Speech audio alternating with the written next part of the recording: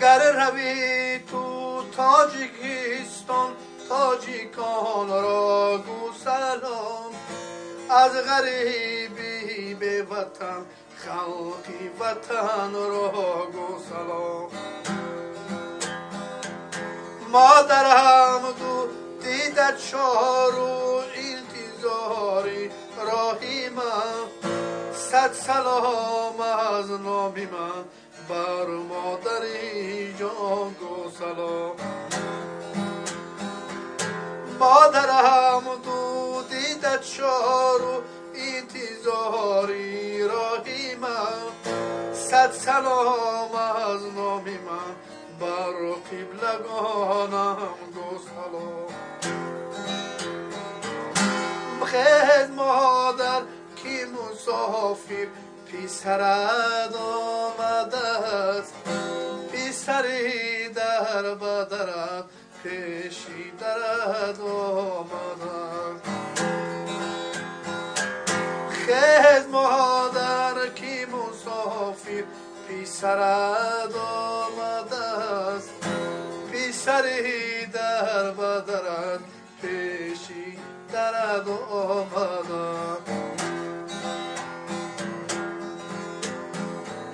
ای پسرم دشت کن بر راهی شیطانی مرا. با ادب و شدمی از کوهی انسانی مرا.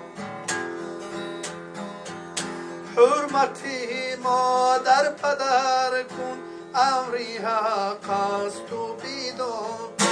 حق پرستی پیشه کن بر سوی نادانی مرا. حرمتی مادر پدر کن امری حق است تو بدان. حق پرستی پیشه کن بر سوی نادانی مرا.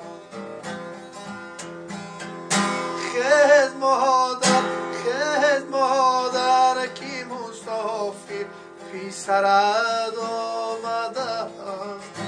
پسری در بدرت پیشی درد آمده.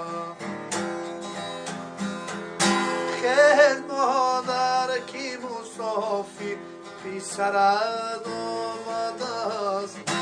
پسری در بدرت پیشی درد آمده.